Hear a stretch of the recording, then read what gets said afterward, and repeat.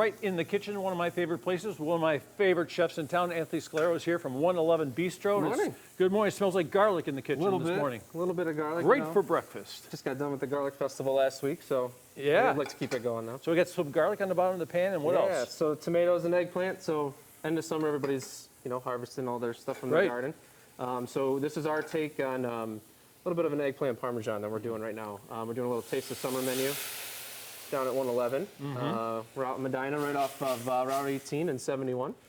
So we're focusing on a little bit of the summer stuff before it gets too cold. And yeah, right. It's already pumpkin spice. But like you say, everything's coming out of the garden right now, and it's coming out so fast that you need good stuff to use. I know. I was a little worried I wasn't going to have anything coming out of mine, and we're getting some tomatoes and stuff now. It got here a little late. It did. I think it's because June didn't get here till July. Exactly. Yeah. Summer came in and went.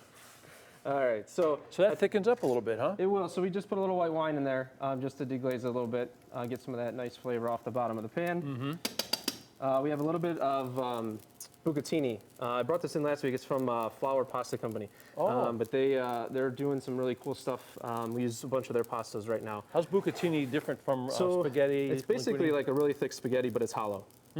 So it's nice. It holds up sauce. Yeah, it's a cool pasta if you've never had it before. So some of the sauce gets inside of it, so you get like more flavor in the pasta. You got it. That's great.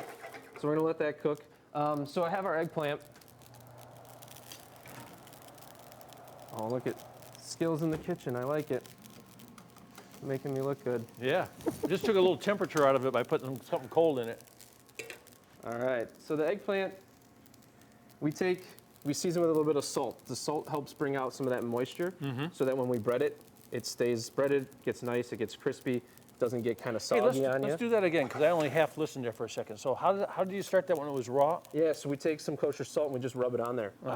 We let it sit for a little bit, and then it'll help kind of bring out all the moisture in the eggplant. Do you damp it off with paper towels? After you're done, before we bread it, we'll take it, we'll dampen it, dry it off basically, get all that moisture off of there, and then that way the breading sticks to it really nice. So we get this nice crispy eggplant. Good, because my wife loves this. I mean, if it's on the menu, this is what she orders over and over again.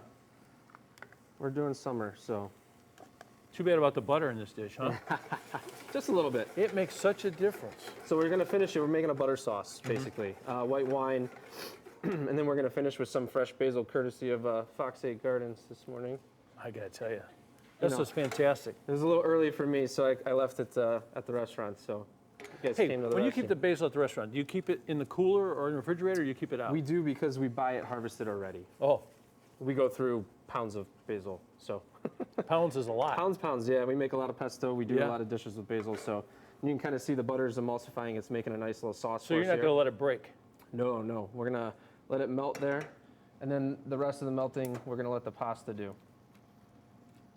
Boy, look how nice and thick that is. And you don't even have any like starch stuff in there, do you? A little bit. I threw a little extra flour in there. It helps it. In some instances, we can use the pasta water if it's starchy enough to kind of help thicken this up. You learn a lot doing this show, I'll tell you what, All right. man. It's really nice.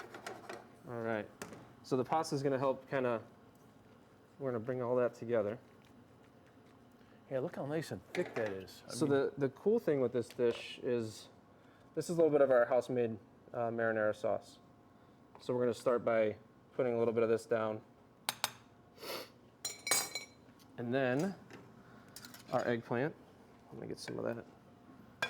That's a nice thick piece too, because a lot of people, they'll do like 2 or 3 thin ones. Yeah. But this is pretty meaty. So this is like eggplant steak kind of. Yeah. And then we're going to top this. This is stracciatella. This is, if you've ever had mozzarella, normally it goes on eggplant parm. This is from burrata cheese. This is like the filling from the inside burrata. of it. Yeah. So we buy this, and it's just the filling. So it's nice and sweet. So we're going to lay this on top. I haven't seen that for sale like in regular stores. It's hard to find. Yeah. It's not one of those things that is in high demand. So so when you bust open the burrata, that's what's on the inside. That's what's inside, correct. Boy, my kids. So now the fun part. My wife would like that. I'm going to take this, kind of put it on top. Look how nice. You should do this professionally. I should. I'm going to open a restaurant, I think. You should. Right? You could call it, what could you call it? 111 maybe, that sounds good. I like that, 111 Bistro, what a great idea. Yeah, we got a lot of stuff going on. So October 3rd, we're going to be partnering with Wolf's Ridge Brewing, good friends of ours down in Columbus. We got a beer dinner going on with them, and then the following week, October 9th is a Wednesday. We're doing a wine dinner with Cliff Leedy Wines. And we have the winemaker Jason Leedy actually coming in, so it's going to be a really, really cool dinner. I like the crunch in that. Yeah, yeah. It's really good. Good. Well, thank you. Yeah, that's Appreciate delicious. it. So you get this thing going on with the brewery. Yep. And how about pizzas at your place? We don't do pizzas. We do brunch. Yeah. Sundays, 10 to 2. 10 to 2? Chicken and waffles. We got that going on. We got all kinds Now of good that's stuff. a wild one, huh? Yeah. So how do you learn how to make the chicken? A lot of practice. It's tricky, isn't it? It is. I think fried chicken is one of the hardest things to make. To do well, yes. I mean, we take quite a few steps to get ours just right. So. Have you tried the Popeyes chicken sandwich yet? No, I've heard they're out. I can't get any more. Everyone's talking about it, and you can't even get one of those things. It's crazy. That's great, but I know where to get this, man. Yeah. Come see us in Medina, right off Route 18.